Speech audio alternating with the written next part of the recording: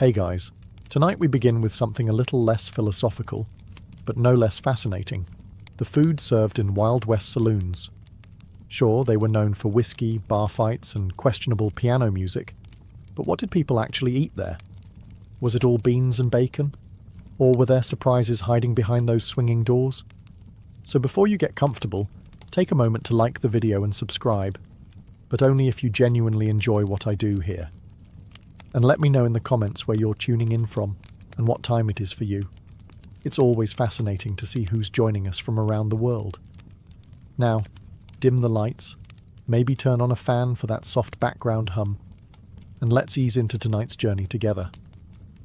The first thing that hit you when you walked into a Wild West saloon wasn't the piano music or the sound of someone losing a week's wages at cards. It was the smell. Forget the romanticized scent of sizzling steak and fresh cornbread. The real bouquet was more like a punch in the nostrils, a complex blend of sweaty cowboys, wet tobacco, old beer, damp wood, horses that hadn't bathed in a decade, and, if you were lucky, the faintest hint of something cooking in the back. Some saloons tried to mask it with sawdust on the floor, or pipe smoke thick enough to cause temporary memory loss. Others just embraced it. "You don't come here for the air," barkeeps would say, slapping flies off the counter with a rag that hadn't been cleaned since the Civil War. And yet, somehow, there was always a kitchen. It might have been a hole-in-the-wall fire pit with a pan of beans bubbling over embers. It might have been a grumpy woman in a soot-covered apron stirring mystery stew with a spoon that doubled as a self-defense weapon. But food was being made, somewhere, and if you could smell it through the sweat and the whiskey vapour, you were halfway to dinner. That is, if you could find a seat. Most saloons weren't laid out like modern restaurants. There were no servers, no menus with scripted fonts, just a few splintered tables, some rickety chairs, and one long counter where you could eat, drink, argue, or all three in rapid succession. If you were a regular, the cook might shout something like, "beans or stew," and you shouted back your choice without looking up. If you were new in town, they'd stare you down, trying to guess whether you were going to pay or pass out before the plate hit the table. And that's what made saloon dining so special. It wasn't about taste. It was about survival. You ate what they had, not what you wanted. You sat next to strangers who might rob you or save your life tomorrow. And if the food made you sick, well, that's what whiskey was for. In the hierarchy of Wild West cuisine, beans sat squarely at the top, not because they were delicious, but because they were cheap, indestructible, and could survive an apocalypse, a gunfight, and a stampede without breaking a sweat. Pinto beans, black beans, navy beans, it didn't matter. If it was dry, vaguely edible, and could be boiled into submission, it ended up in the pot. Beans were the unsung heroes of saloon kitchens, served morning, noon, and night, often to men who hadn't seen a vegetable since they left Kansas. Preparation was simple. Step 1. Pour beans into a pot. Step 2. Boil them for 6 hours over a questionable fire. Step 3. Serve them with salt pork, a stale biscuit, and a look of mild apology. Some cooks tried to get fancy, adding lard, onions, or even chili powder if they were feeling ambitious. But most didn't bother. In the Wild West, flavour was considered a luxury, and seasoning was whatever blew in from the open window. Beans were hearty, filling, and predictable, 3 traits that cowboys respected more than gold. They fueled long cattle drives, powered poker nights, and gave you something to chew on while you waited for the piano player to start again, or for someone to get tossed through the front window. The only downside? Aftermath. 1 cowboy eating beans was tolerable. 10 cowboys in a saloon full of beans was a biological weapon.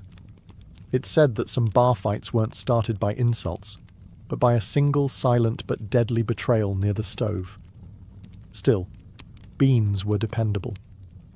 When the meat ran out, when the chickens fled, and when the cook had exactly 7 brain cells left from the whiskey fumes, the beans remained.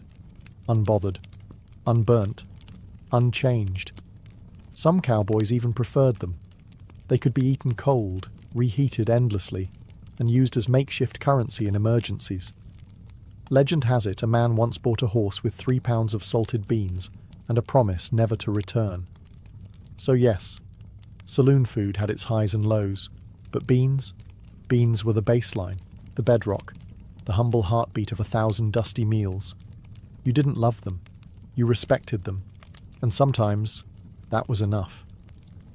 If beans were the soul of Wild West saloon cuisine, salt pork was its slightly greasier backbone, a slab of fat and meat so tough it could survive a thunderstorm, a bar brawl, and 6 months in a saddlebag without changing texture. Salt pork wasn't bacon, though cowboys loved to pretend it was. It was pork belly, heavily salted and often smoked, preserved in barrels with enough brine to season a small ocean. The salt kept it from rotting, and also, arguably, from being edible. Cooked right, salt pork was tolerable. Fried up in a hot skillet, served crispy and sizzling, it had flavour, grease, and that satisfying crunch that made you briefly forget the rest of your dinner came from a can. But cooked wrong, which happened often, it was like chewing a salted boot heel dipped in axle grease. Still, salt pork had its fans. It was easy to transport, hard to ruin, though many tried, and gave even the blandest pot of beans a salty punch of joy, or at least a reason to drink more whiskey. Cooks in saloons didn't waste a single bit. The fat used to fry everything from potatoes to biscuits. The rinds, tossed into stews or given to dogs, or to unlucky newcomers who didn't know the difference. One bite, and they'd learn real quick that the barkeep wasn't joking when he said, "Chew slow or choke proud." And yes, sometimes the pork was suspicious. A greenish tinge here, a questionable smell there. But in saloons, the motto wasn't, "Is it fresh?" It was more like, "Did it kill the last guy?" If not, you gave it a try. Salt pork was versatile too. It could be diced into beans, slapped on biscuits, fried alone, or gnawed at like jerky on long rides. Cowboys packed it like treasure, and saloon cooks leaned on it when the chickens ran off or the stew pot got too thin. It wasn't elegant, and it sure wasn't healthy. But in a world where you might ride 60 miles before your next hot meal, salt pork got the job done. And if you survived it, well, you were stronger for it. In the Wild West, stew was the great culinary equalizer, hot, vaguely meaty, and deeply suspicious. It was the one thing almost every saloon served, no matter how ramshackle the kitchen. Why? Because stew was the perfect cover story for whatever odds and ends the cook had lying around, or couldn't legally describe. The base was simple, a pot, a fire, and ambition.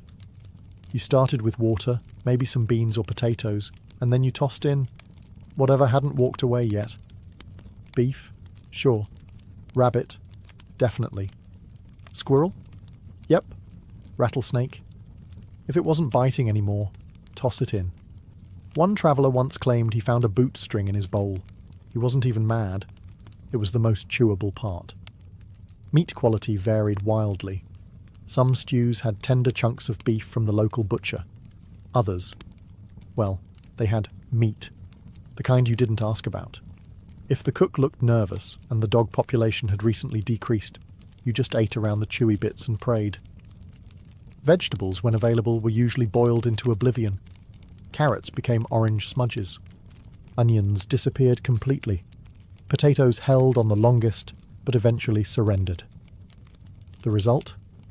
A bubbling brown-grey slurry that smelled way better than it looked and tasted better than you'd expect, assuming enough salt. Spices were a luxury. Most stew got its kick from whatever was on the cook's hands or knife. If you got black pepper, you were in a fancy place. If you got chili powder, congratulations. Your sinuses were about to be cleared by force. But despite the mystery, stew was comfort food for the weary cowboy. It was hot, it was filling, and it could be stretched endlessly by just adding water. One pot might feed a dozen men, or be reheated 3 days in a row until it developed the consistency and personality of old glue. You didn't eat stew because it was delicious. You ate it because it was there, because it was warm, and because nothing else in town was edible, unless you liked chewing tobacco and regret. Just remember, never ask what's in it. Because in the Wild West, ignorance wasn't just bliss, it was dinner. Not every cowboy could afford a steak, but nearly every saloon had something bread-like to soak up the stew. That something usually came in one of two forms: soft, flaky biscuits that were heavenly when fresh, or hardtack, which was basically bread's undead cousin. Let's start with the biscuits. When done right, which was rare but magical, they were warm, buttery, and flaky enough to convince a man he'd stumbled into a proper kitchen. Cooks who could make good biscuits were local legends. Some claimed their secret was lard, others swore by buttermilk. A few probably just had lucky hands and low standards. These biscuits were best served alongside beans or stew, used to mop up whatever broth hadn't burned your tongue. They were often made in cast-iron pans, baked over open flames, and served with a suspicious chunk of butter or a splash of molasses if the place was fancy. And then there was hardtack, a slab of flour and water, baked until it could survive nuclear winter. Originally made for soldiers and sailors, it found its way west thanks to one simple fact: it never went bad. It also barely qualified as food. Eating hardtack required strategy. First, you'd inspect it for weevils, which wasn't a deal-breaker, just an added crunch. Then, you'd soak it in stew, coffee, or whiskey until it softened. This could take anywhere from 10 minutes to 2 presidential terms. Even after soaking, chewing hardtack was a commitment. You didn't just eat it, you grappled with it. Dentists probably made good money off cowboys who challenged a piece and lost. But here's the thing. Both biscuits and hardtack served their purpose. They were cheap. They were portable. They filled you up. And in a world where calories mattered more than cuisine, that was enough. So if you strolled into a dusty saloon and saw a plate of steaming biscuits, you counted your blessings. If they handed you a hardtack puck the size of your palm, well, at least it came with a story, and maybe a chipped tooth. If you think modern coffee is strong, try cowboy coffee. A brew so potent it didn't just wake you up, it stared back and dared you to blink. Coffee in the Wild West was less about taste and more about survival. It wasn't roasted by origin, filtered through fancy gadgets, or topped with oat milk foam art. It was ground roughly, or not at all, dumped into a kettle, and boiled until the liquid turned black and sentient. The standard recipe went like this. Take water from whatever source you had, hopefully not downstream from the horses. Throw in a handful of coffee grounds, measured by instinct and aggression. Boil it. Hard. Don't strain it. Don't question it. Just pour and pray. The result? A thick, dark concoction that smelled like burnt dreams and tasted like vengeance. It wasn't uncommon for the last sip to contain more grounds than liquid, which meant cowboys got both caffeine and fibre in one heroic gulp. And yet, they loved it. Coffee kept you warm on cold desert mornings. It kept you awake through night watches. It masked hangovers and helped digest questionable stew. It was fuel, comfort, and punishment, all in one tin cup. Saloons didn't always serve coffee unless they had a kitchen, but if they did, it came out boiling hot, probably old, and strong enough to strip paint. One cowboy described it as like drinking a kick from a mule, but you miss it when it's gone. Fancy folk might have added sugar or canned milk if available. Everyone else just grimaced and powered through. And if a saloon had been reheating the same pot all day, you'd get the boldest brew known to man, thick as tar and twice as resentful. It's worth noting that some cooks reused old grounds to stretch the pot. This economy method led to coffee that tasted like disappointment and regret, but it still counted. Because in the Wild West, you didn't drink coffee for pleasure. You drank it to feel alive, and stay that way. In the Wild West, meat wasn't just food, it was currency, status, and occasionally a test of bravery. If you could afford it, you might walk into a saloon and order a steak. What you got depended entirely on luck, timing, and whether the cook held a personal grudge against your face. Steak, in theory, was a luxury. In reality, it was often a tough, overcooked slab of beef that had been fried in a pan with lard, scorched into obedience, and served with exactly zero garnish. If you asked for it medium rare, the cook would just stare at you until your mustache wilted. When fresh beef wasn't available, and let's be honest, it usually wasn't, saloons turned to other options: dried jerky, salted buffalo, occasionally venison, or even wild boar, if someone had gotten lucky on a hunt. And by lucky, we mean managed to hit it and drag it back before the buzzards did. In mining towns or far-flung settlements, meat got more creative: squirrel stew, rattlesnake roast jackrabbit with seasoning. If it had legs and didn't belong to a customer's horse, it was fair game. Sometimes you were served meat, and no one told you what it was. That was a sign to eat quietly and not ask questions. If you chewed too long or found something resembling a whisker, you just sipped your whiskey, nodded solemnly, and accepted your fate. There was also the risk of age. Some meats had been hanging around long enough to earn names. Cooks would slice off the bad parts, drown the rest in gravy, and tell you it was well-aged. If your plate twitched when you poked it, you were entitled to one raised eyebrow and nothing more. Still, when the meat was fresh and the cook wasn't drunk, you might get a real meal. A sizzling slab of beef, a fried egg on top, and maybe a biscuit on the side. A plate that reminded you why people survived gunfights, for this. But most of the time, you ate what was there, and hoped it didn't eat you back. In a Wild West saloon, dessert wasn't really a category. It was more of a happy accident, the result of a cook with spare ingredients and a tiny sliver of mercy. But if there was one reliable sweetish comfort, it was cornbread, made from simple cornmeal, water or milk, lard, and sometimes a dash of baking powder, if the cook remembered. Cornbread was the Swiss Army knife of the frontier menu. It could be baked in pans, fried in skillets, or even dropped by spoonfuls into boiling stew if someone was in a hurry, or lazy. Alone, cornbread was dry, crumbly, slightly sweet, depending on who made it, and always best served fresh, which meant it was almost never fresh. More often, you'd get a wedge that had been sitting near the stove since sunrise, hardened like a miner's conscience. But here's where the magic happened. Molasses. A dark, sticky, syrupy miracle that turned dry cornbread into something just shy of glorious. It was the cowboy's frosting, the outlaw's drizzle, the lonely gambler's last bit of joy before losing everything on a bad hand. Molasses was affordable, kept well in the heat, and masked the sins of even the driest baked goods. If a saloon had a barrel of it, you were in luck. If they warmed it before serving, you were practically eating at a 5-star establishment by frontier standards.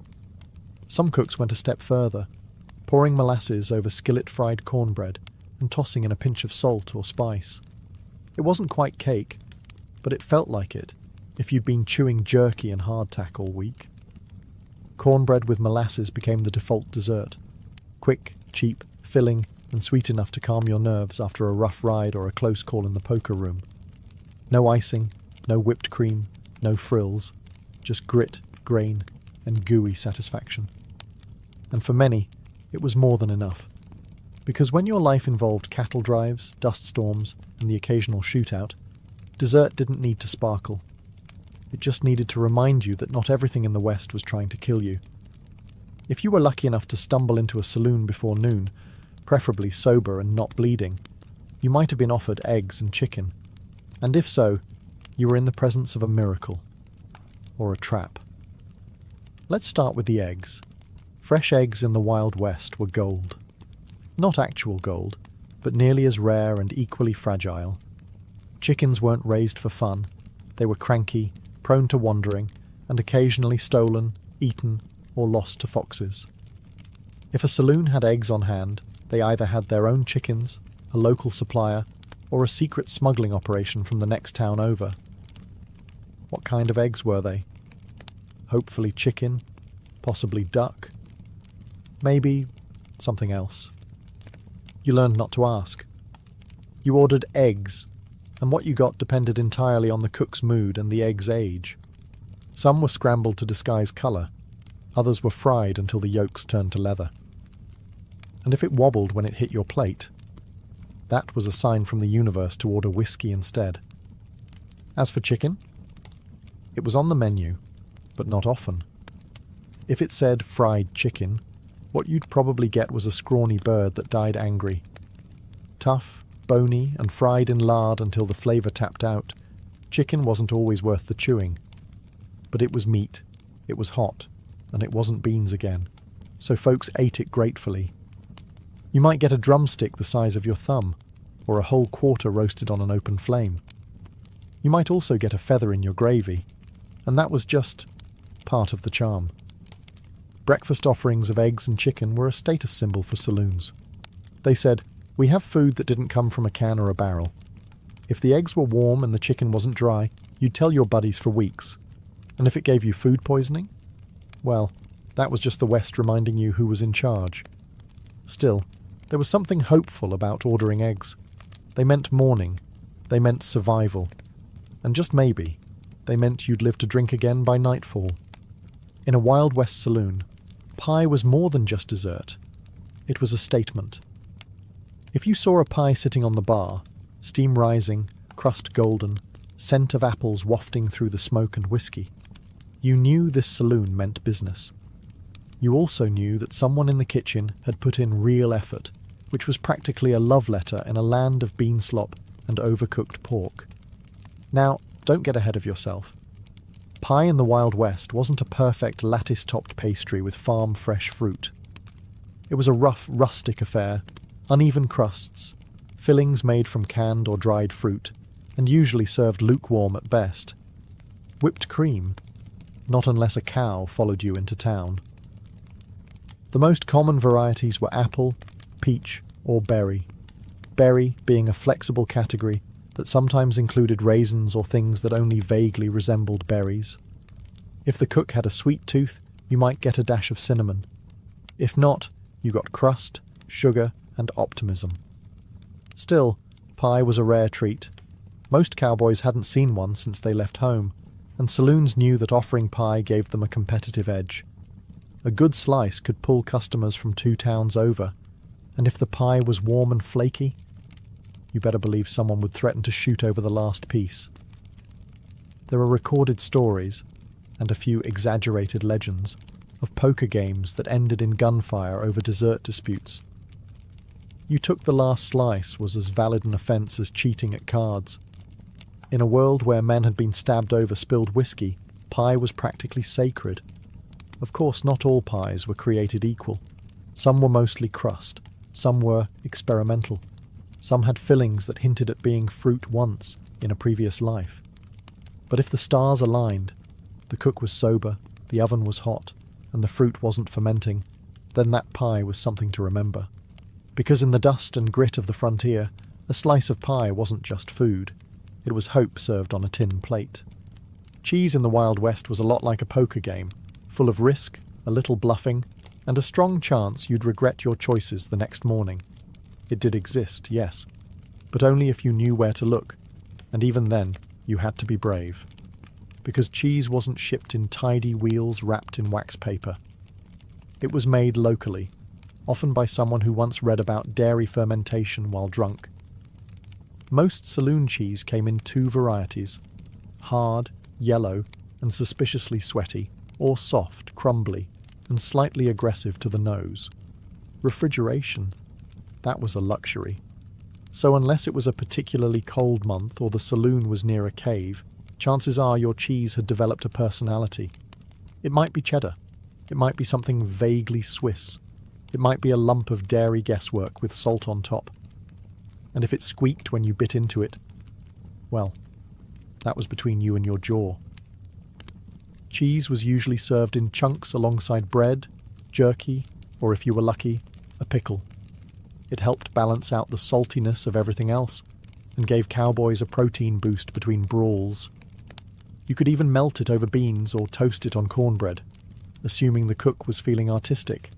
But beware, some saloons cut corners. Cheese might be old butter gone wrong, or curdled milk pressed into a bar shape and rolled in pepper to distract you. One travelling merchant once said he bought cheese in Nevada that tasted like boiled sock with a rind. He still ate the whole thing, because even bad cheese was still cheese. And in the Wild West, a saloon that offered any cheese at all stood out. It meant the owner had connections to a local farm, or at least access to a cow that hadn't been rustled yet. Offering cheese wasn't about flavour, it was a flex, a symbol of civilization in a place where most people still bathed with sand.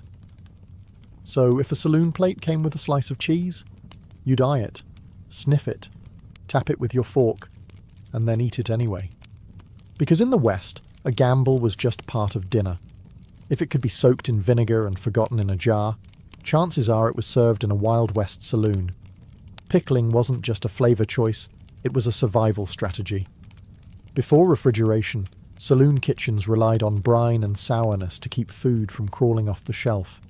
Vegetables, eggs, fruit, even meat. Nothing was safe from the preserving power of vinegar. And that's how we got pickled everything. Pickled cucumbers? The classic. Crunchy, sharp, and occasionally green. They were served as sides, chasers for whiskey, or just something to chew on between bad decisions. If you were lucky, they were made fresh with garlic and spice. If not, they tasted like regret and rainwater. Pickled eggs? A saloon staple. You'd see them floating in cloudy jars behind the bar, usually near the whiskey. They looked like ghostly eyeballs and had the texture of sadness. Some cowboys swore by them.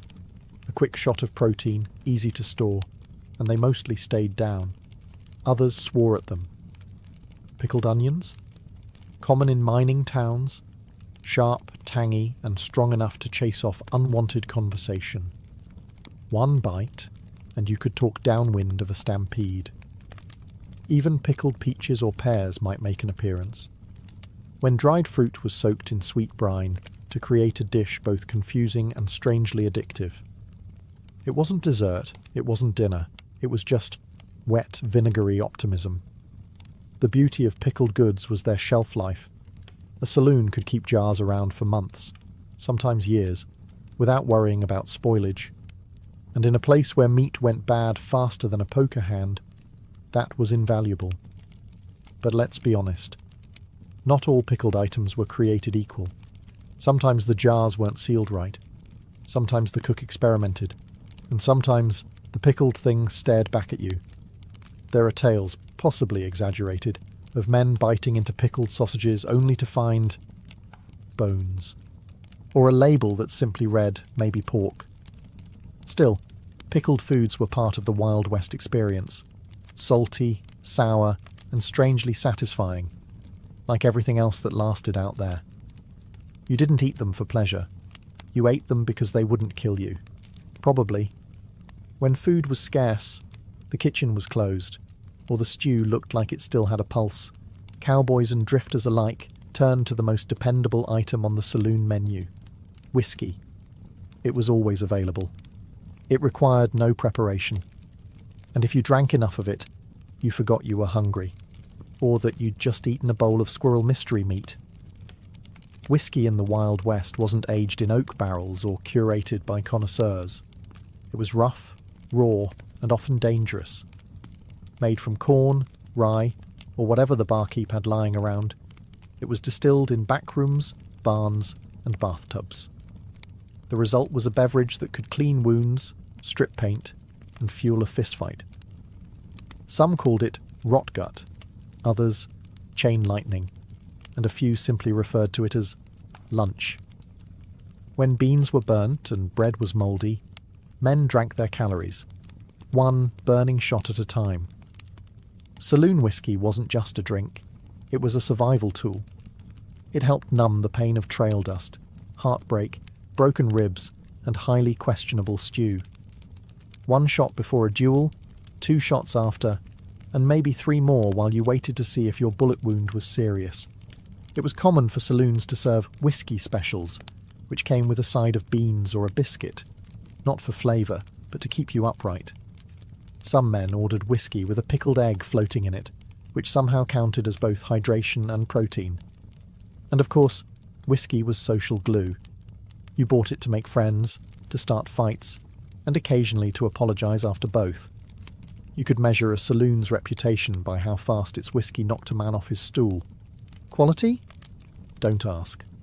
Some whiskey was barely more than coloured moonshine.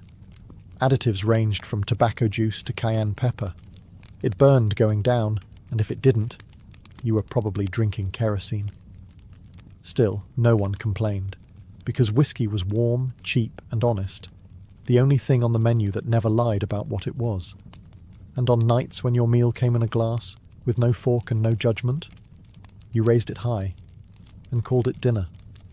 In any Wild West saloon that dared serve food, there existed a shadowy, smoke-covered figure whose power rivaled that of the bartender, the sheriff, and the town preacher combined. The cook.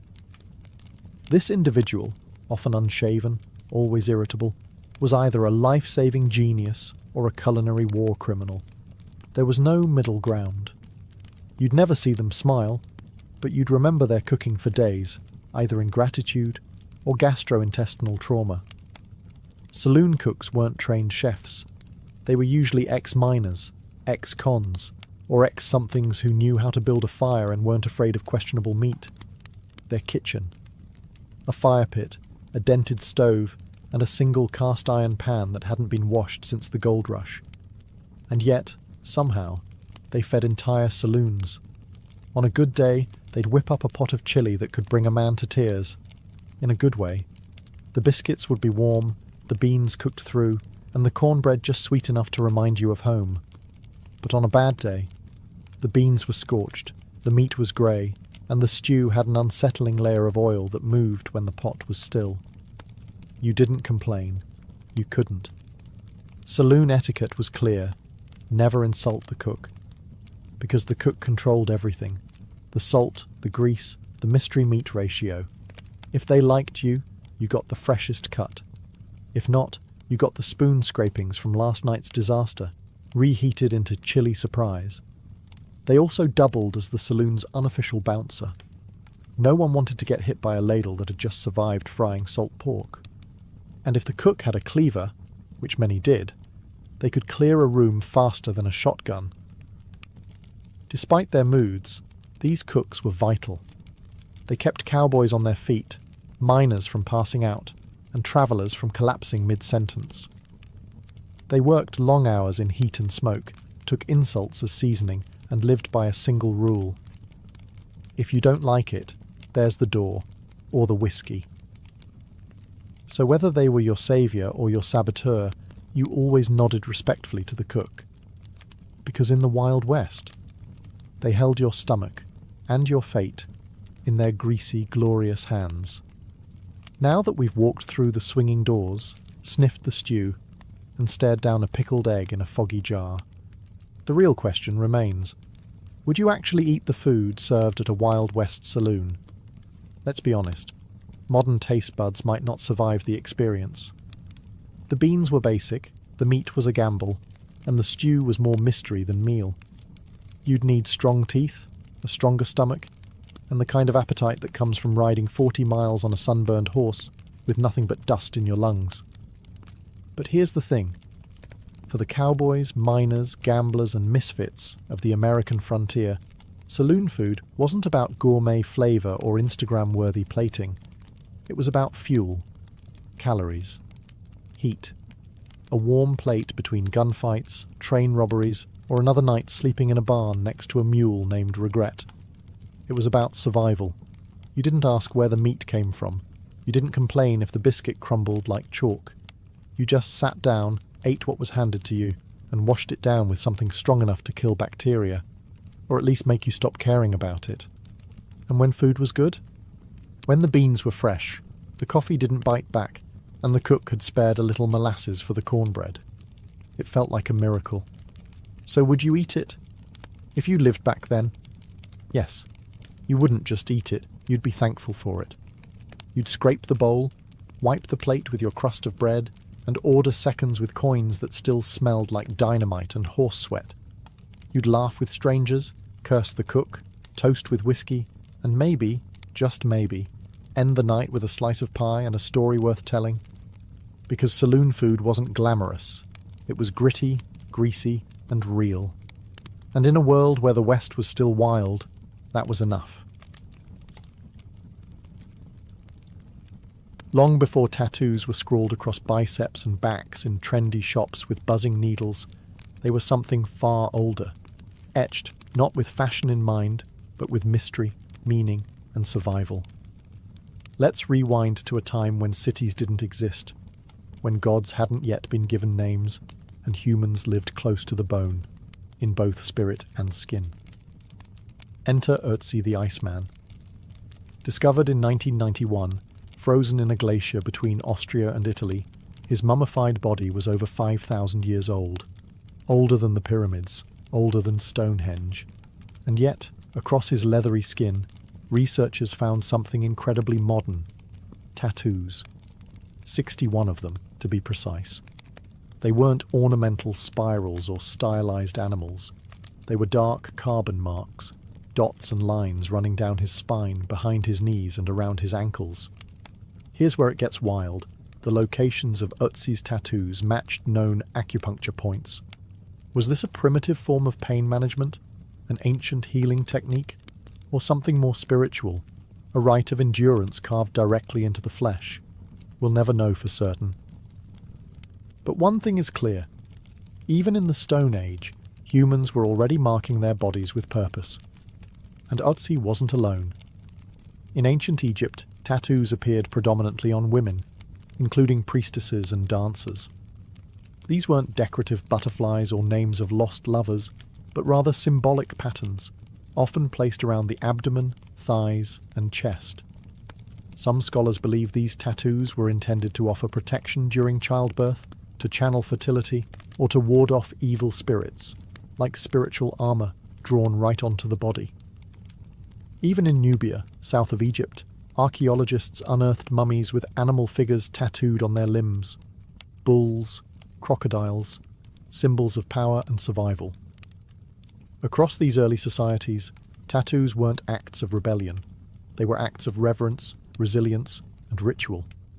They carried meaning, not in ink alone, but in pain, permanence, and belief.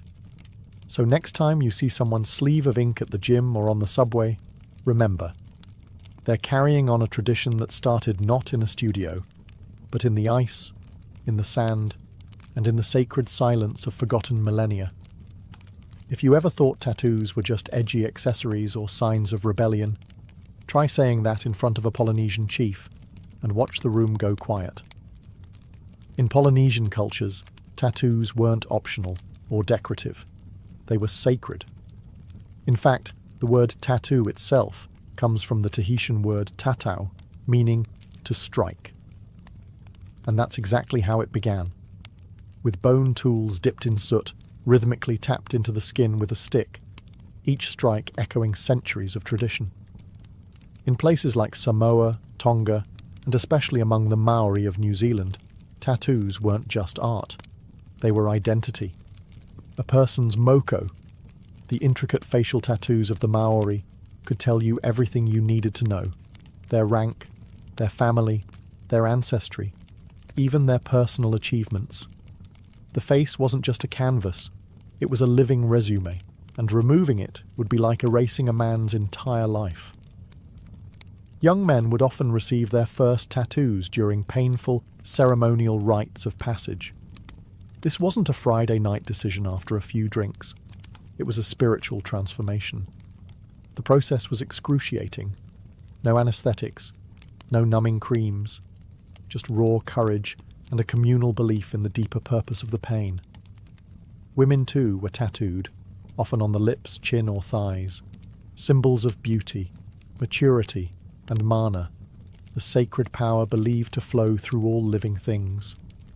A woman without tattoos could be considered incomplete, a canvas left blank in a world full of stories. But colonialism, as it often does, tried to erase it all. Missionaries arrived with scissors, soap, and shame. They saw the tattoos as primitive, pagan, and unchristian. In some areas, traditional tattooing was outlawed, forcing it underground, like a sacred language spoken only in whispers. Still, the ink endured. Today, Many Polynesians are reclaiming their tattoo heritage with pride. The ancient tools have returned, the designs have resurfaced, and across the Pacific you can hear the sound of tattoo once again, not just as an art form, but as an act of cultural survival. These weren't just marks on the skin. They were, and still are, declarations of spirit, blood, and belonging. Step into the world of togas, gladiators, and philosophers, and you might not expect to find tattoos. After all, when we think of ancient Greece and Rome, we imagine marble statues and clean, idealized bodies. But peel back the myth, and you'll find ink lurking in the shadows. In ancient Greece, tattoos were originally associated with slaves and criminals. In fact, the Greek word stigma, yes, the root of our modern term stigmatize, referred to the permanent marks branded or inked into someone's skin as punishment. These weren't symbolic or decorative. They were labels, warnings.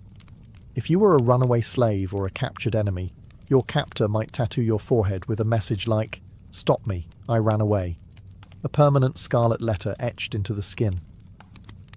The Romans, pragmatic as ever, borrowed this idea and took it further. Soldiers in the Roman army, especially those in specialized legions, were often tattooed to mark their loyalty, a kind of flesh-bound dog tag. But they also used tattoos to brand gladiators, slaves, and prisoners of war. It wasn't about identity, it was about ownership. There's a darker twist here. The early Christians, persecuted by Roman authorities, were sometimes tattooed as a form of humiliation, but centuries later, Christians would reclaim the practice. Pilgrims to Jerusalem in the Middle Ages often returned with small crosses tattooed on their arms, proof of their devotion and suffering. What began as a tool of punishment morphed into a badge of faith. Interestingly, in later Roman times, Emperor Constantine, the same ruler who legalized Christianity, banned tattooing on the face. Not because it was cruel, but because the face, he declared, was made in God's image and shouldn't be defiled. The irony? Bodies were still fair game. Unlike in Polynesia, where tattoos elevated someone's social standing, in the Greco-Roman world, they often lowered it. Tattoos marked you as an outsider, a sinner, a slave. But they also told a story. Not always one you wanted, but one you carried forever. In these empires of law, conquest, and spectacle, tattoos weren't about self-expression. They were branding, sometimes literally, tools of control, punishment, and power. And like all marks of oppression, they would eventually be reclaimed. While the West branded its slaves and criminals, the East took a more spiritual, symbolic approach to body art, where tattoos could be both sacred protection and social paradox. Let's begin in India. Though India is more famous for Mendi, the temporary henna art applied during weddings and festivals, the country also has a long history of permanent tattoos. Among tribal communities like the Baiga, Gondi and Santhal, tattoos were considered both ornamental and protective. A woman might be tattooed with symbols of fertility, strength, or religious devotion. Not on a whim, but as part of a deeply rooted tradition passed from grandmother to granddaughter. These tattoos weren't just for beauty. They were seen as jewelry for the soul, something no thief could steal and no poverty could take away. Meanwhile, in Japan, the story was more complicated. In the early days, during the Jomon period, tattoos might have had spiritual significance, possibly used to mark status or ward off evil spirits. But by the time Japan entered its more structured eras, particularly during the Edo period, tattooing took on a whole new life. First, it became punishment. Criminals were tattooed on the face or arm with marks indicating their crime and region, permanently branding them as untrustworthy. Imagine walking into a village and everyone instantly knowing your sins just by reading your skin. But then something fascinating happened. A counterculture emerged. Outcasts, including firemen, labourers, and later members of the Yakuza, adopted tattoos not as shame, but as honour. They created elaborate full-body designs called irizumi, often depicting dragons, tigers, and mythological figures. These were masterpieces, carved into the flesh over hundreds of painful hours. Each design told a story, a personal legend inked beneath society's judgment. At the same time, Buddhist pilgrims in Southeast Asia developed sakyant tattoos, geometric designs and Pali scriptures believed to offer protection, strength, and spiritual blessings. These were administered by monks using sharpened bamboo or steel rods, and always accompanied by chants and prayer. In the East, tattoos could be holy or taboo, sacred or criminal. It all depended on who wore them and why. But one thing was certain. In these cultures, skin was never silent. It spoke of power, punishment, prayer, and pride. As the Roman Empire gave way to the rise of Christianity, the tattoo needle, once a symbol of identity or punishment, began to vanish from the Western world. Why? Because in the eyes of the Church, the body was no longer just flesh. It was a temple. And temples apparently weren't meant to be scribbled on. The early Christians had a complex relationship with tattoos. On one hand, some groups adopted tattoos as declarations of faith. Pilgrims travelling to Jerusalem would have small crosses tattooed on their wrists to signify their devotion, a permanent spiritual passport. These were symbols of endurance and survival, proof they had made the sacred journey and lived to tell the tale. But that was the exception, not the rule. By the early Middle Ages, the dominant message coming from religious authorities was clear. Marking the body was a pagan practice, and pagan meant sinful. The Bible, specifically Leviticus 19:28, was often cited, "You shall not make any cuttings in your flesh for the dead, nor tattoo any marks upon you. I am the Lord." That single line was enough to bury an entire art form across much of medieval Europe. Tattoos became synonymous with heathenism, witchcraft, and heresy, not something you wanted associated with your name during the Inquisition. In monasteries and Christian kingdoms, tattooing virtually disappeared, reduced to whispers and superstition. But even in this era of suppression, the ink never truly dried. In the far reaches of the Byzantine Empire, some Christian sects still practiced religious tattooing, small crosses etched onto hands and arms, often to protect against Islamic enslavement. In Ethiopia, Coptic Christians maintained tattoo traditions as well, marking young believers with sacred symbols as part of spiritual rituals.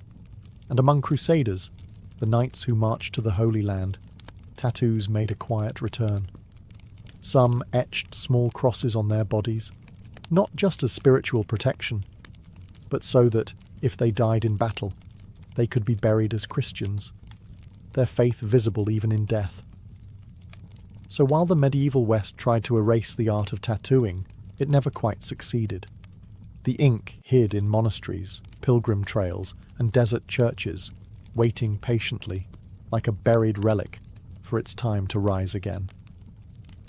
As the age of exploration dawned, and wooden ships began slicing through unknown oceans, tattoos found a brand new canvas: sailors.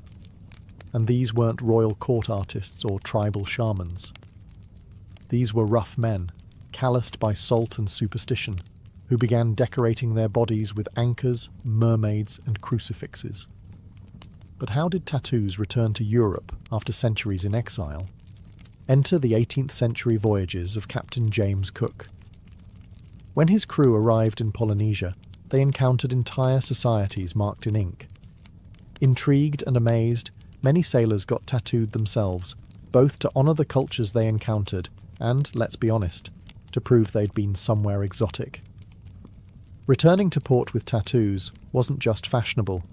It was a kind of resume, a living record of where you'd sailed and what you'd survived.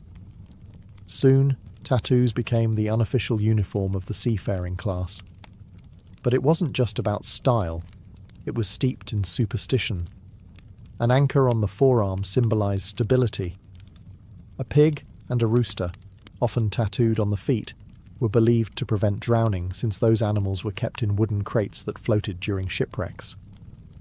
Some sailors even tattooed "Hold Fast" across their knuckles, hoping it would give them the grip to survive rough seas and tangled ropes. And then there were the religious icons. crosses on the back, the Virgin Mary over the heart. Sailors believed these tattoos offered divine protection, an extra layer of spiritual armour when the ocean turned against them. As these inked-up sailors filtered back into European and American ports, tattoos spread with them, not to the nobility, but to the fringes. Dock workers, soldiers, convicts. Tattoos were now the language of the lower classes, the drifters and the daring. Still, they held meaning. In the US, Civil War soldiers began tattooing their names and regiments on their arms, a grim preparation in case they died in battle and needed identification, a small, painful insurance policy in a world without dog tags. So while kings and clergy shunned tattoos, the men who mapped the world wore them with pride. For them, each mark was a story, a wound, a charm, a prayer, and when the world ended in waves or cannon fire, it might be the only thing left that told your name. By the 19th and 20th centuries, tattoos had drifted far from temples and tribal rites. In many parts of the world, they had become marks of defiance, especially behind bars. Prisons gave tattoos a new language, a gritty, coded one, spoken in needles, razors, and improvised ink. Let's start in Russia. Under the iron shadow of the Soviet Union, a secret society of tattoos flourished inside the gulags. These weren't decorative. They were biographical, symbolic, ruthlessly hierarchical. A star on the shoulders? That meant you commanded respect. Barbed wire around the neck? You were a lifer, never getting out. A cathedral with domes on your chest? Each dome represented a sentence served. The tattoos told your crimes, your rank, your defiance. But break the code, or wear a symbol you hadn't earned, and you might find it carved off, forcibly, with a knife. In Japan, the Yakuza transformed the art of irizumi, once a punishment, into a badge of honour. Full-body suits of dragons, koi fish, and samurai warriors covered skin from shoulder to ankle, often hidden beneath business suits. Getting tattooed wasn't just an act of rebellion. It was a rite of loyalty, painful, expensive, and permanent. In the West, prison tattoos carried their own meanings. In American jails, a teardrop beneath the eye might signal that you've committed murder, or, in some cases, lost someone close. Cobwebs on the elbows could symbolize long sentences, dots on the knuckles, numbers, acronyms, entire identities rewritten in ink, hidden from guards but clear to anyone fluent in the language. These tattoos were often done with smuggled sewing needles, paper clips, and pens melted into ink. There was no glamour here, just pain and symbolism. For many inmates, it was less about art and more about identity. Proof that you belonged, or a warning that you didn't. Outside prison walls, these tattoos carried a heavy stigma. They marked you as dangerous, untouchable, beyond redemption. But for the men and women who wore them, the ink was often the only constant, the only part of themselves they owned in a system built to strip everything else away. Tattoos in prison weren't fashion, they were survival. By the time the 20th century hit full stride, tattoos had gone from sacred symbols and outlaw code to mainstream rebellion. If the church once saw tattoos as marks of sin, modern society started to see them as symbols of freedom, and occasionally of a very specific kind of cool. In the early 1900s, you could still catch tattooed performers in circus sideshows, tattooed ladies, and illustrated men who charged admission to show off their fully inked skin.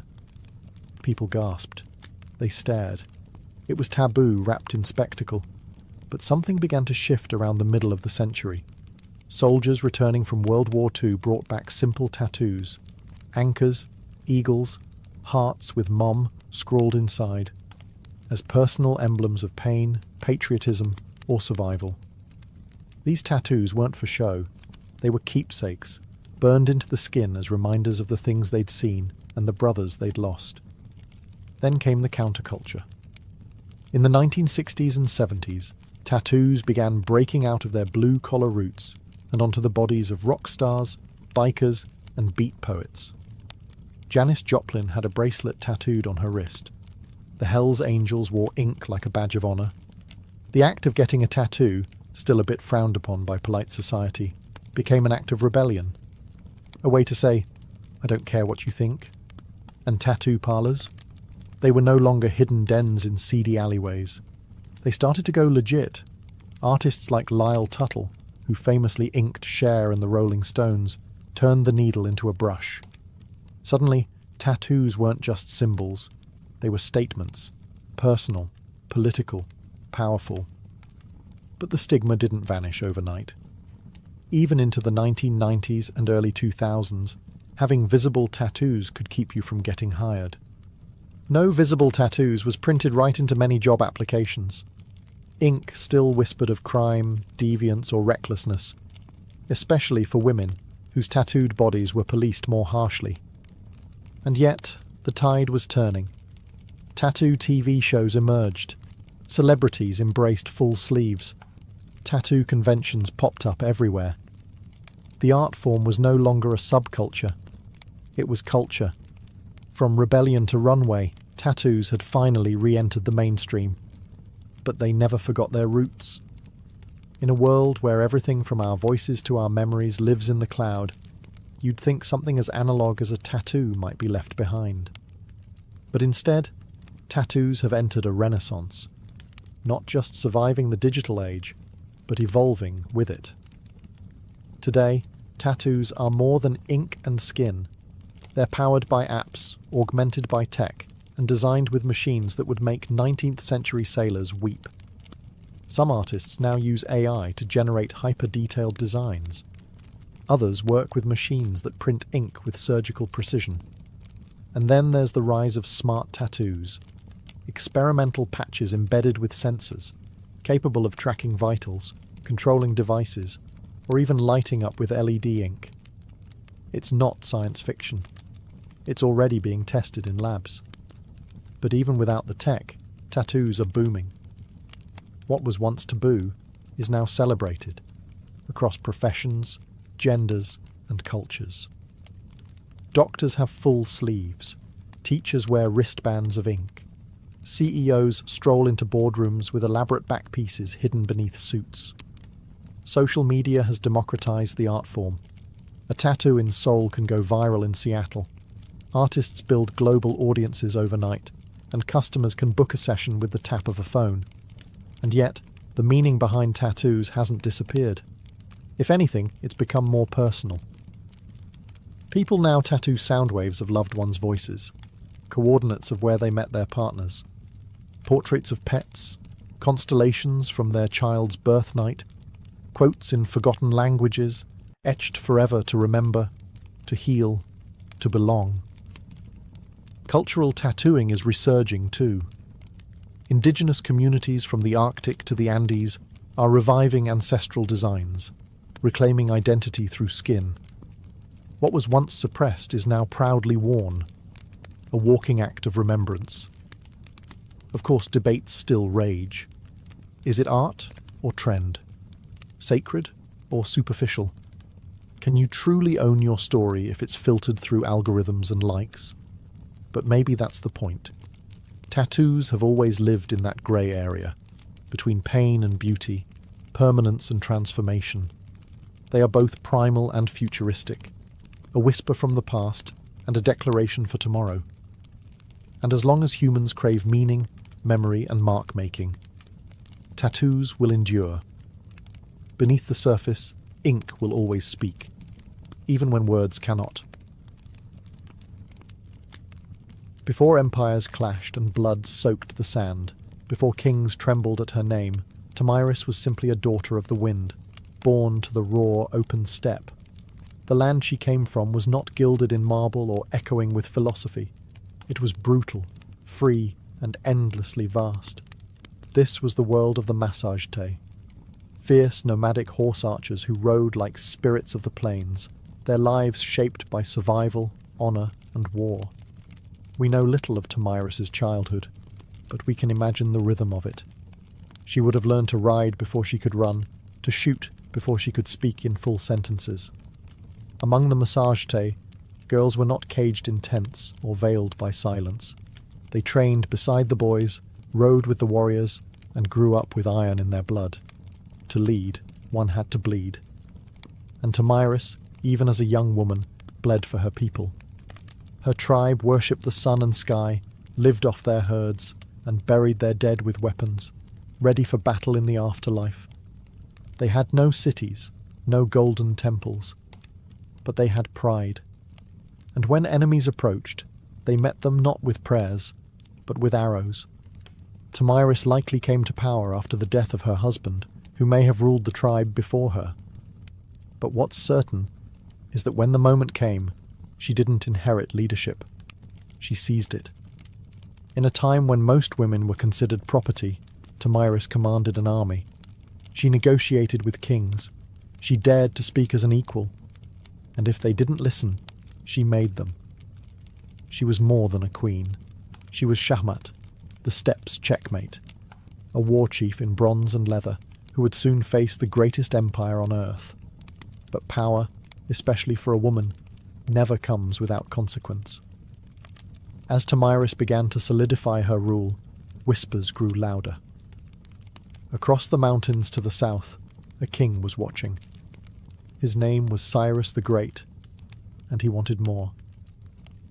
The stage was set. The steppe wind howled. And Tomyris, daughter of warriors, would soon ride into legend. While Tomyris reigned over the open steppes, far to the south, a different kind of power was rising. Structured, imperial, relentless. Cyrus the Great, founder of the Achaemenid Empire, had already conquered Lydia in the west and Babylon in the south. His banners flew over deserts, mountains and cities where languages changed every few days' ride. But Cyrus wasn't done. He was a builder of empires, and every builder eventually eyes the horizon. To Cyrus, the Massagetae were a threat wrapped in opportunity. They weren't rich in gold or cities, but they controlled the northeastern frontier, and that meant access to key lands, resources and trade routes. More importantly, the Massagetae had something no empire could afford to ignore: pride. And pride, in Cyrus's eyes, could be bent or broken. But Cyrus also knew that brute force wasn't always the best first move. He had a reputation for cleverness, diplomacy, and strategic trickery. So he tried a different approach, one that kings before him had used to dissolve threats without a single drop of blood. He proposed marriage.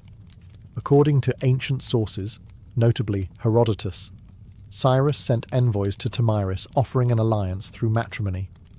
On paper, it was a royal match, the great king of Persia and the warrior queen of the Massagetae. But Tomyris wasn't naive. She saw the proposal for what it was, not an offer of love or partnership, but a calculated attempt to absorb her people without a fight. She declined, and that rejection didn't sit well in the halls of Persepolis. With the diplomatic games over, Cyrus shifted to his favourite language: war. He ordered his army to cross the Araxes River, the natural barrier that separated Persia from the land of the Massagetae. He was going to take what Tomyris refused to give. But Tomyris was already preparing. She knew the terrain. She knew how her people fought, on horseback, fast and furious. And most of all, she knew Cyrus wasn't just coming for land. He was coming to crush a woman who dared to say no. The world's most powerful king had declared war, but he had no idea what kind of fury he had just awakened on the steppe. Cyrus the Great, master strategist and seasoned conqueror, believed he could outwit Tomyris. He had faced kings, crushed cities, and subdued nations. To him, the Massagetae were little more than wild nomads with fast horses and no cities to defend. He didn't realize he was stepping into the path of someone just as cunning and far more furious. Tomyris had warned him. After rejecting his marriage offer, she sent a clear message: cross the Araxes River, and you will regret it. But Cyrus crossed anyway, building a bridge of boats to carry his army into Massagetae land. Instead of striking immediately, Tomyris pulled her forces back, luring Cyrus deeper into unfamiliar terrain. The Persians found an abandoned camp, well stocked with food, and more importantly, wine, a luxury the nomadic Massagete rarely indulged in. It was a baited trap, and Cyrus took it, perhaps thinking the enemy had panicked and fled. Inside the camp, he left a portion of his army under the command of General Harpagus, a trusted officer. As the Massagete returned under the cover of night, they fell upon the drunk and unsuspecting Persians with deadly precision. The battle was brutal and swift. Among the dead was Spargapises, Tomyris' son and a Massagete commander. Accounts differ on what happened next. Some say Spargapises was taken alive and, realizing his capture, begged for death and took his own life. Others claim he was killed in the fighting, but all agree. When news reached Tomyris, something inside her shattered, and then turned to steel.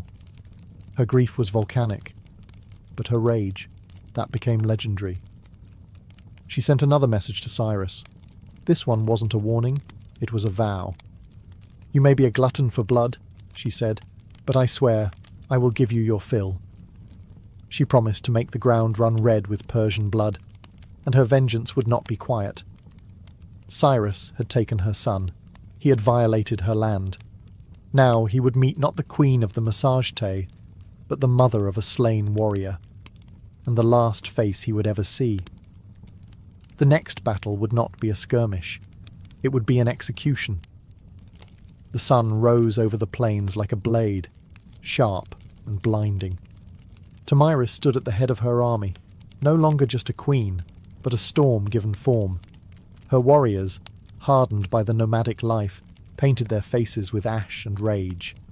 This wasn't about politics anymore. This was about blood. Cyrus, for all his might, had underestimated the Massagete. He assumed they would fight like the tribes he had conquered before, chaotic, uncoordinated, easy to crush. But Tomyris had spent her life among warriors. She understood how to strike. Not blindly, but with precision. She rallied her forces for a full-scale assault on the Persian invaders. And this time, she wasn't holding back. The location of the final battle is lost to history, swallowed by the vastness of the steppe. But what's clear is that Tomyris launched a ferocious counterattack. Her cavalry swept across the plains like a tide of knives. They fired arrows from horseback, closed in with axes, and fought like people with nothing left to lose. The Persians, battle-hardened, disciplined, and experienced, weren't expecting this level of organized fury. Tomyris didn't just lead her troops, she fought beside them. Her presence on the battlefield ignited her warriors like wildfire. Every strike was driven by vengeance. Every charge was an answer to her son's death. Cyrus tried to hold the line, but it shattered. The Persians were routed. Many died where they stood.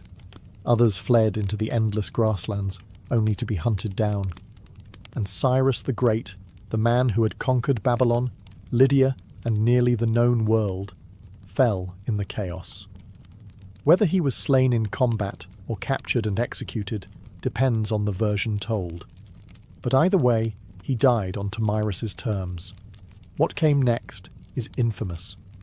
According to Herodotus, Tomyris found Cyrus's body on the battlefield, ordered his head severed, and then, in a final act of symbolic revenge, submerged it in a wineskin filled with human blood.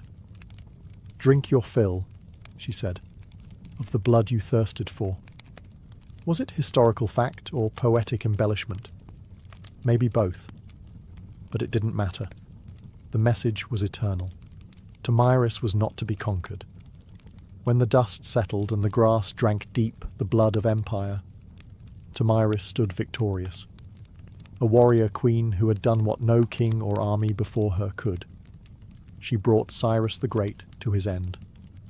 News of the defeat sent shockwaves across the ancient world. The mighty Achaemenid Empire, thought to be unstoppable, had been humiliated by a woman from the steppes. The Persians did their best to downplay the loss, but the death of their founder couldn't be ignored. Cyrus's body was eventually returned and buried with honor in the royal tomb at Pasargadae. Yet the stain of his final defeat would linger like a wound on the empire's legacy. For Tomyris and the Misunderstandings, however, the victory was more than revenge. It was a declaration. They had defended their sovereignty not just with weapons, but with dignity. Tomyris had stood up to the world's most powerful ruler, and she hadn't just survived, she had triumphed. And then she vanished from history. No records survive detailing her later years, her death, or any successors she may have appointed. It's as if, after taking her vengeance, Tomyris simply rode back into the horizon and allowed the wind to carry her legend forward. In the centuries that followed, historians, poets, and chroniclers would try to fill in the blanks, turning her into a symbol as much as a woman. To the Persians, her name was a bitter reminder. To the Greeks, she was a paradox, a barbarian who displayed more nobility than many kings. And to the peoples of Central Asia, Tomyris became folklore, a ghostly queen who rides through the steppe, fierce and unbending, with a sword that remembers. Her legacy would inspire countless depictions across cultures. Medieval manuscripts portrayed her in regal armour. Renaissance paintings imagined her towering over Cyrus's corpse.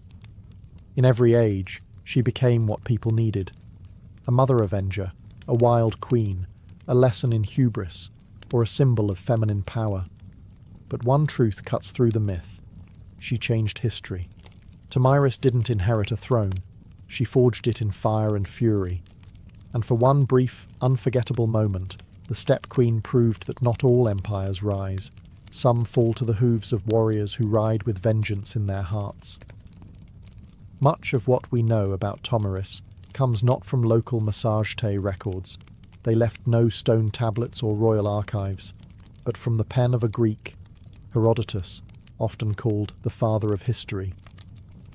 Writing a century after her time, he immortalized Tomyris in his histories, casting her as a warrior queen of astonishing resolve and terrifying vengeance. But Herodotus wasn't simply reporting facts.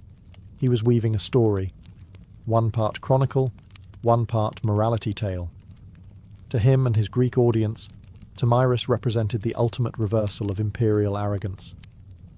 Cyrus the Great, a man who had conquered half the known world, fell not to a vast army or a rival king, but to a woman who fought not for glory, but for her child. Her victory was almost mythic, and Herodotus treated it as such. He even detailed her grisly revenge, the wineskin of blood, the severed head of Cyrus, and her damning words, "Drink your fill." But was it true?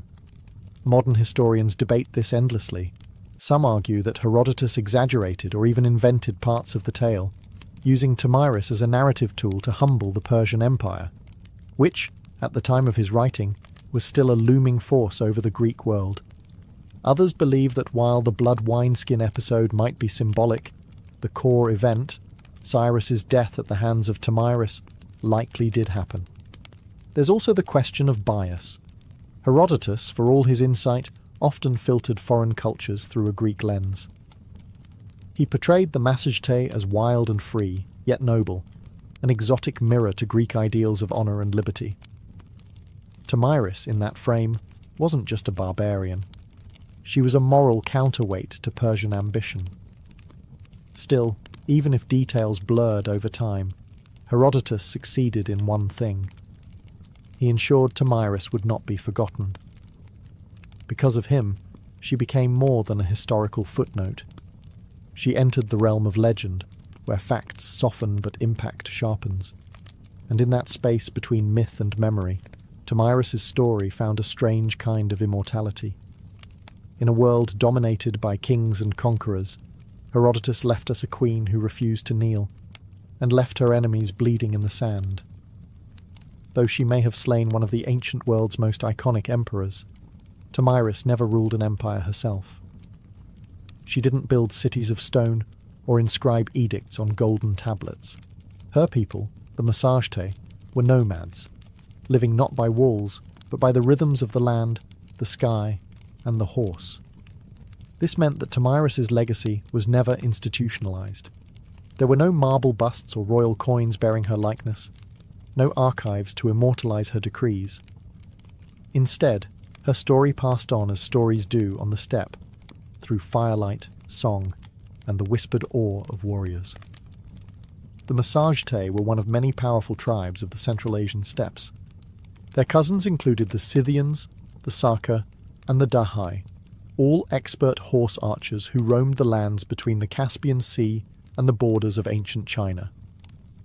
These tribes were feared by empires for their mobility, unpredictability, and ferocity in battle. Tomyris, as a female leader among them, was rare, but not entirely unique.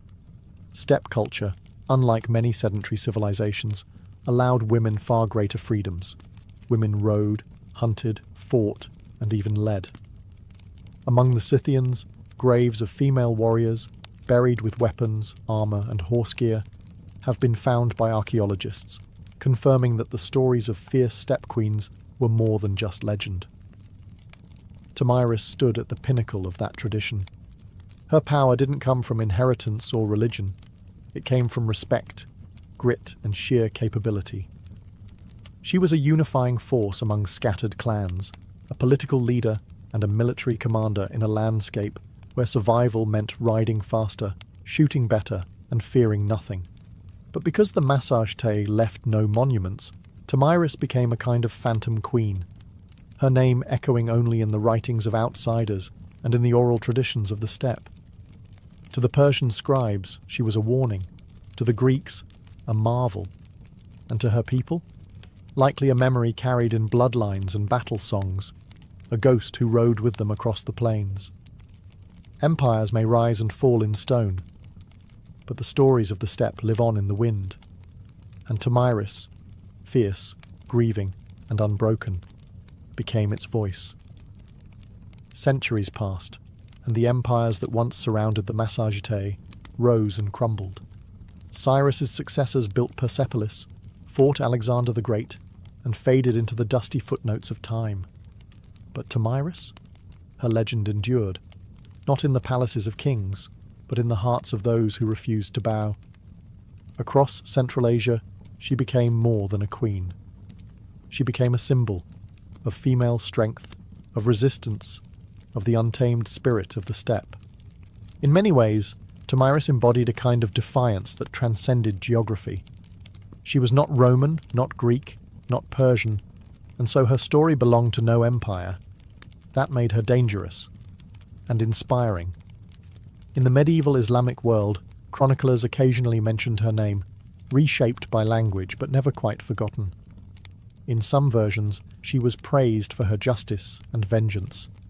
In others, she was seen as a savage queen, a reminder that power in the hands of a woman could be both glorious and terrifying. By the time the Renaissance rolled around, European artists rediscovered her tale through the writings of Herodotus. Painters depicted her in elaborate armour, standing triumphantly over Cyrus's lifeless body. In one dramatic painting, she holds his severed head aloft like a trophy, blood-soaked and victorious. It was theatrical, yes, but also political. These artists were fascinated by the idea of a woman who didn't just survive in a man's world, she won. In the 19th and 20th centuries, Tomyris became a nationalist icon in regions like Kazakhstan, Uzbekistan, and Turkmenistan. Poets and educators reclaimed her as a historical heroine, proof that the roots of Central Asian identity were fierce, proud, and deeply feminine. Her name appeared in textbooks, statues, and even military ceremonies. A woman who had once ruled on horseback with a bow in hand was now riding once more, through memory and myth, through rebellion and pride. In a world that still wrestles with the idea of powerful women, Tomyris remains a challenge. She wasn't perfect, saintly, or tame. She was decisive, brutal when necessary, compassionate only to those who deserved it. She was resistance in human form, and the blood of empire on her hands was a crown she wore without apology. History tends to favour the builders of monuments, the writers of laws, the kings who carve their names into stone. Tomyris did none of these. She left no empire behind, no palace to excavate, no royal seal to decipher. And yet, her name still lives. Not because she ruled forever, but because she refused to be erased.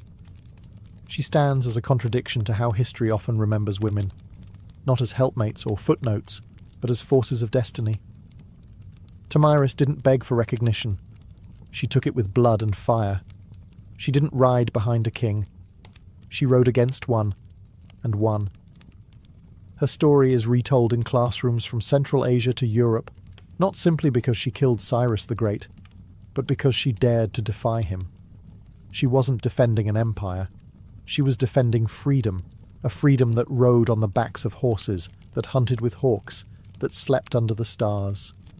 A freedom that could not be neatly drawn on a map. Today, her statues rise from Kazakhstan's capital cities, and her face adorns coins and textbooks. To modern Central Asians, she is a mother of nations, a link to a pre-Islamic, pre-Soviet, proudly nomadic past, a reminder that their identity wasn't born in submission, but in the cry of battle and the gallop of horses. In a world still divided by power, by gender, by memory, Tomyris is a beacon, not just because she killed a great king, but because she taught us something even greater. That dignity is not given, it is seized. That sometimes leadership looks like a mother grieving her son and refusing to let the killer walk away. We often wonder why some names survive while others vanish. Tomyris survived because she was unforgettable. Because in a time when women were expected to disappear into the tents of men, she rose, blade in hand, fury in heart, and carved her story into the flesh of history. Empires fall, statues crumble, but legends ride. And somewhere, in the whispering winds of the steppe, a queen still gallops, unbroken, undefeated, and utterly unforgettable. Long before encryption keys and surveillance cameras, there was a simpler concern. How do I keep my stuff safe from nosy neighbours, wandering animals, and ambitious thieves? As human society shifted from nomadic bands to settled civilizations, possessions accumulated. And with possessions came problems, envy, theft, and the need to secure. The instinct to protect what we value is ancient, primal even. Once humans began storing food, tools, or sacred items in permanent dwellings or temples, they had to find a way to keep others out. But how do you guard something when you can't stand watch forever? The answer: invent a mechanism to do it for you. The earliest known attempt at mechanical security dates back to ancient Egypt, roughly 4,000 years ago. And what's astonishing is not just that they had locks, it's that the basic principle behind their invention still exists today. The Egyptian wooden pin lock was a marvel of early engineering. It used a wooden bolt fitted with a set of holes and wooden pegs. When the correct key, often a large wooden tool with corresponding pins, was inserted, the pegs lifted, allowing the bolt to slide open. Remove the key, and gravity dropped the pins back into place, sealing the door. This wasn't a novelty. These locks were used on storage rooms, tombs, and even temple gates. They were installed vertically, often on the inside of doors, to make tampering harder. While they may seem primitive by today's standards, the brilliance of these early systems lies in their underlying logic. They weren't merely barriers, they were puzzles. And like all good puzzles, they challenged the uninvited. What's more, these locks reveal something deeper about the people who made them. They didn't just fear theft, they anticipated it. They thought ahead. They invested time and skill in protecting things that mattered. And in doing so, they laid the groundwork for an entire field of human innovation: security. So the next time you lock your front door, remember, you're not just turning a deadbolt. You're continuing a tradition started by ancient hands, driven by a timeless truth. Some things are worth guarding. The Egyptian wooden pin lock wasn't just the world's first known lock. It was also the ancestor of nearly every pin tumbler mechanism used today.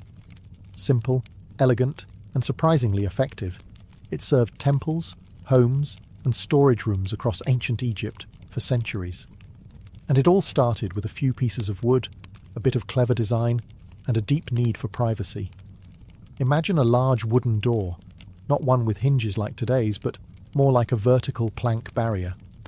On the inside of that door sits a wooden bolt that slides horizontally to block the entrance.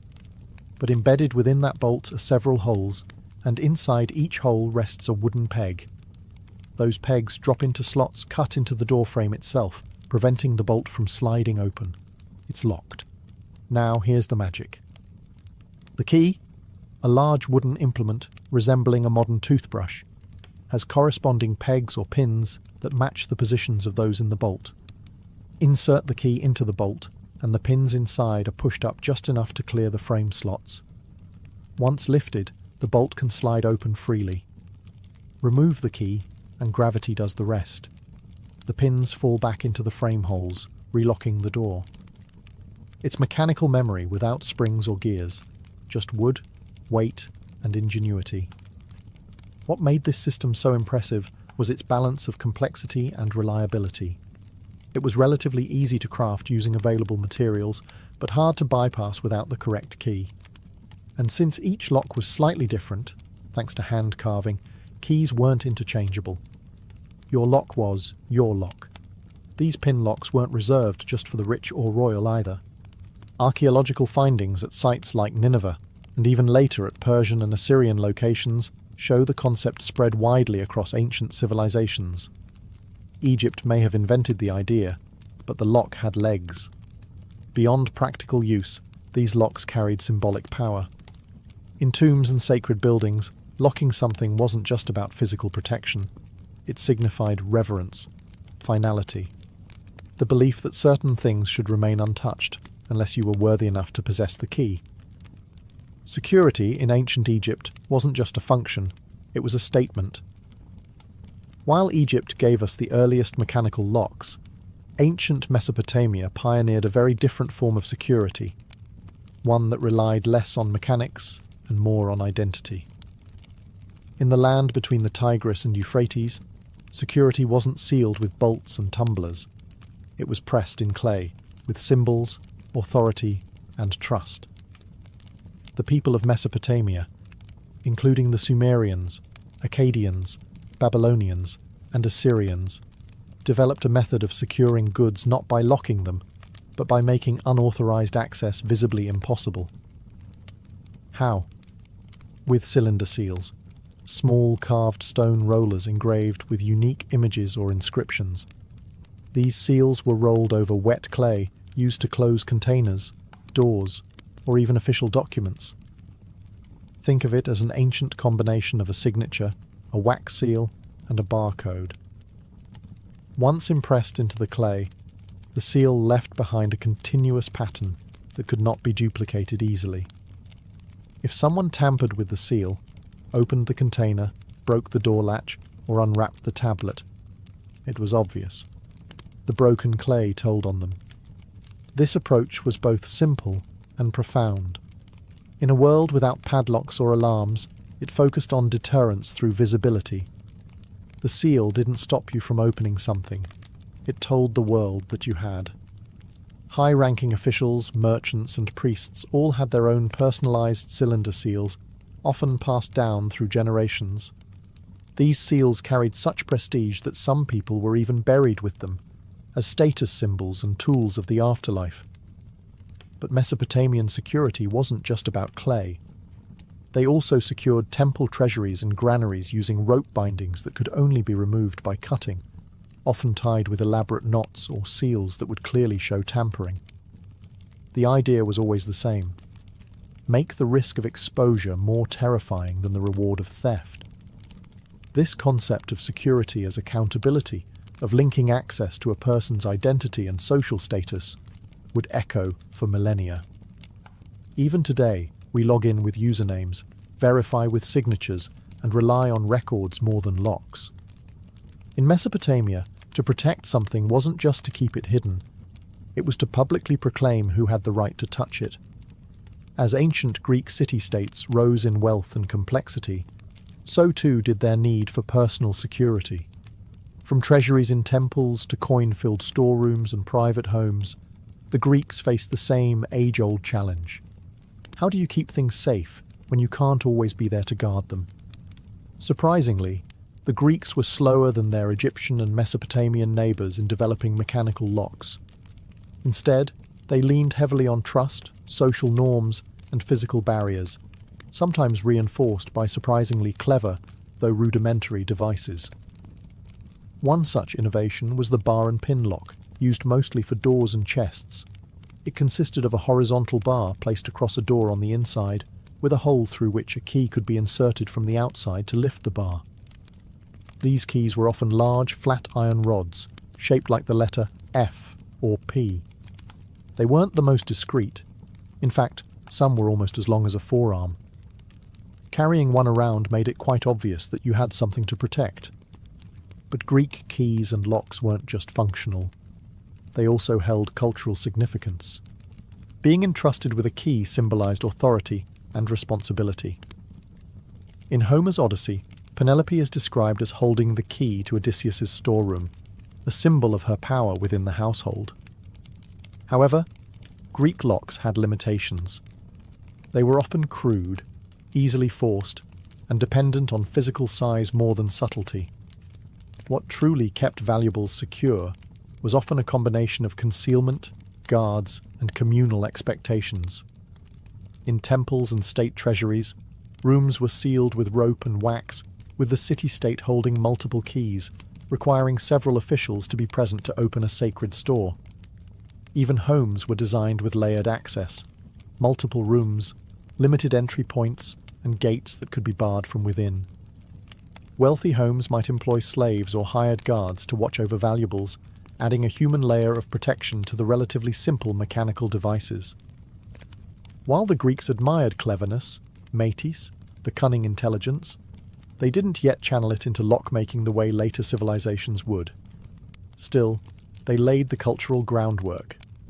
Keys as symbols of status, access as a matter of trust, and security as a balance between strength and social control. If the Egyptians gave us the concept of the pin lock, and the Greeks wove trust into tradition, it was the Romans who truly elevated lock-making into a practical art. With their metallurgical skill, obsession with order, and vast bureaucracy, the Romans brought precision, portability, and innovation to ancient security. And their ideas still echo through modern locks today. Roman locks were primarily made of bronze and iron, allowing for much greater durability and smaller, more intricate designs than their wooden predecessors. They adopted the Egyptian pin-tumbler principle, but miniaturized it, refined it, and in some cases, completely reinvented it.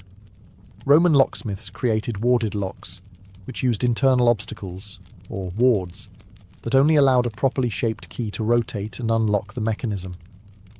This meant that simply inserting any tool wouldn't work. The key had to match the internal layout. Their keys, by the way, were marvels in themselves. Made from iron or bronze, Roman keys came in all sizes, from large, staff-like keys used for city gates to finely crafted ring keys worn on the finger like jewellery.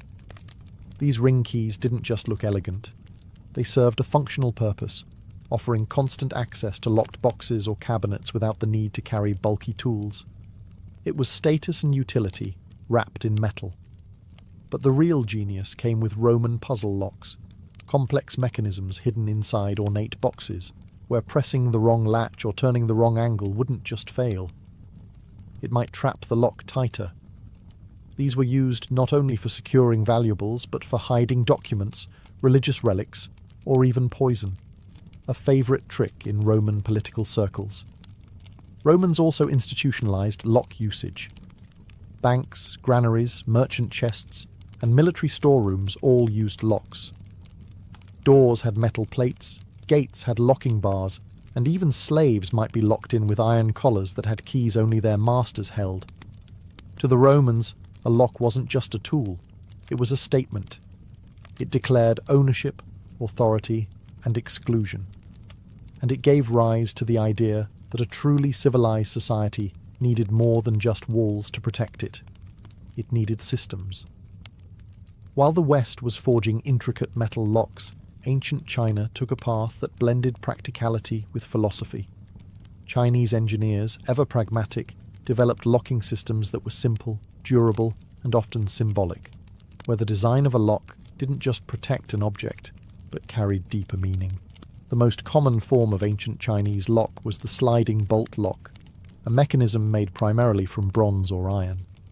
These locks typically consisted of a hollow metal case housing a sliding bolt secured by spring-loaded tumblers. Insert the right key, usually a flat, ridged metal stick, and the tumblers would align, allowing the bolt to slide and the lock to open. Sound familiar? It should. The core principle behind the modern pin tumbler lock was already alive in Han Dynasty China as early as 200 BCE. Unlike Roman locks, which often featured external keyholes and decorative flair, Chinese locks were compact, discreet, and portable.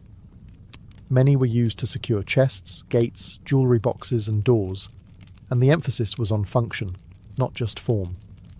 But Chinese locks were more than mechanical devices. They were often cast in the shape of animals, tigers, dragons, turtles, or inscribed with symbols representing luck, protection, or wealth. A lock shaped like a fish might be placed on a money box, symbolizing abundance. A dragon lock on a door wasn't just for security. It warned intruders that a powerful force guarded what lay beyond. Locks also played ceremonial roles.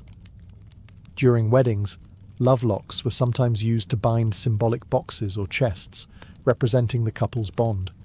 The key would be handed over as part of the marriage ritual, a gesture of trust and commitment. Some locks, particularly puzzle locks, were designed to confuse thieves. They had hidden mechanisms, false keyholes, or required a specific sequence of movements to open, not because they were necessarily harder to break, but because they bought time. In ancient times, delay could be the difference between a foiled theft and a successful one. Ultimately, Chinese security culture wasn't built around brute denial of access, but rather harmony between utility, symbolism, and clever design. In that blend of form and function, they developed a quiet legacy, one that continues in subtle locks and symbolic rituals to this day. In ancient India, security was less about brute force and more about clever concealment, symbolic barriers, and layered protection, blending spirituality with ingenuity. Indian locks weren't just meant to keep people out. They were designed to confuse, mislead, and warn, often integrating secret latches, false compartments, or symbolic inscriptions to elevate security into an almost philosophical practice.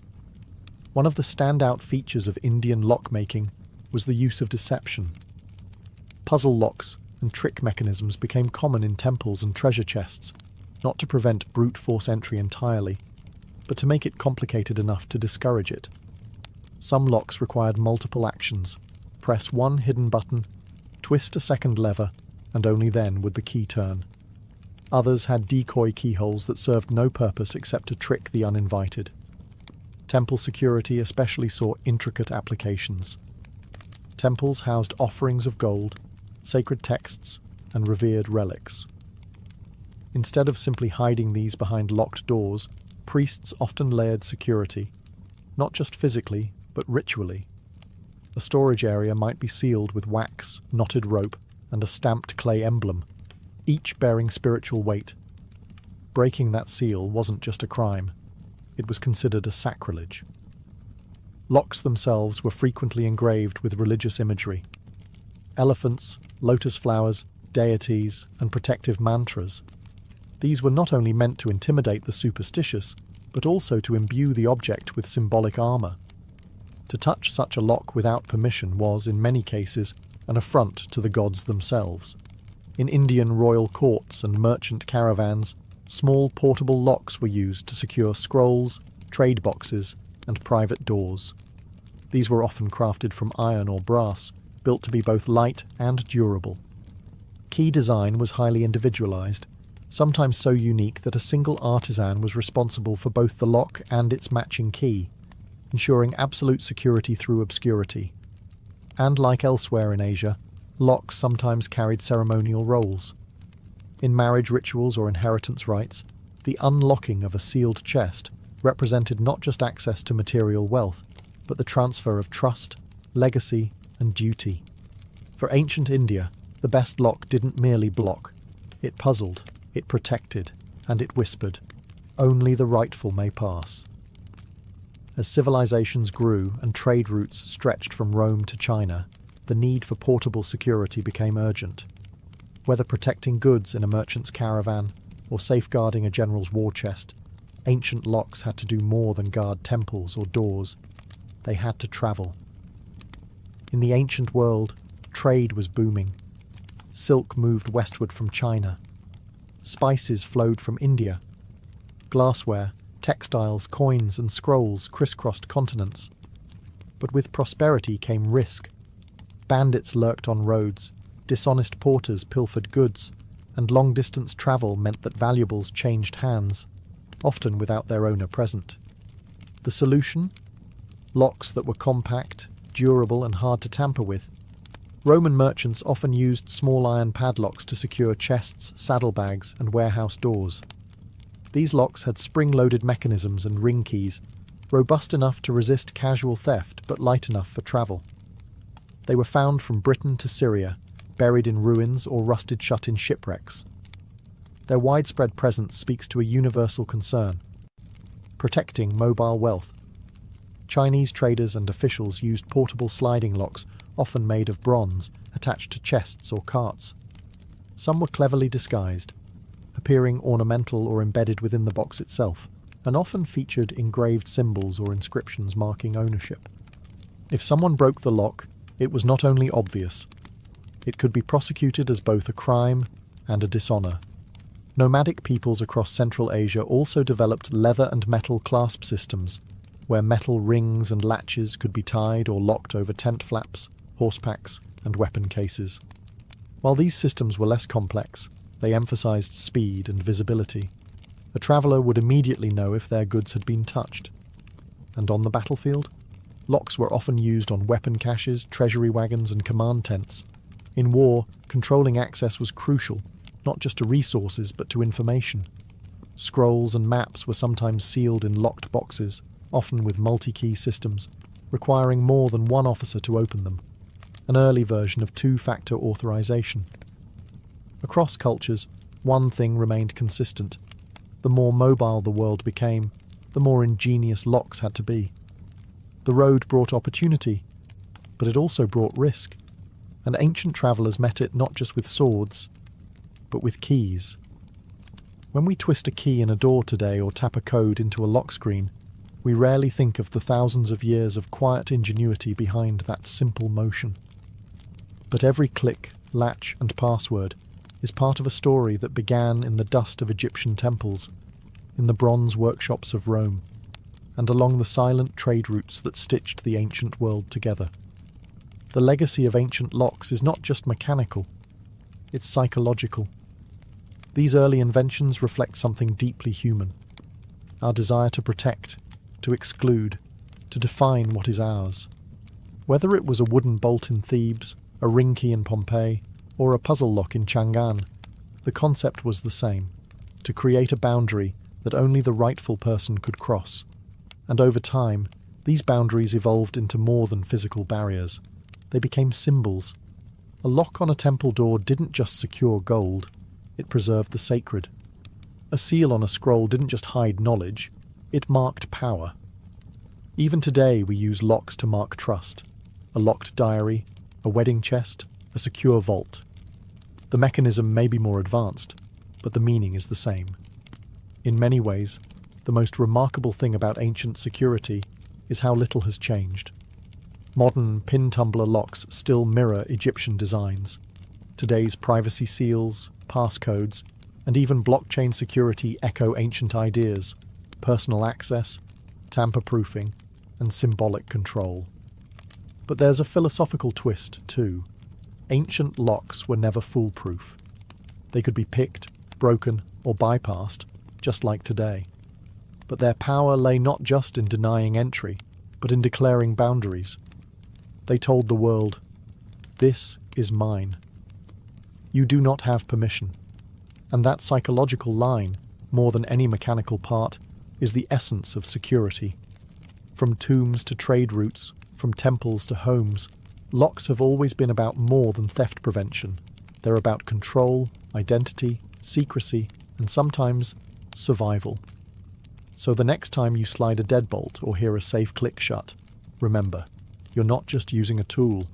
You're continuing a story written by kings, merchants, warriors, and priests, each of them trusting a small piece of technology to hold back the world.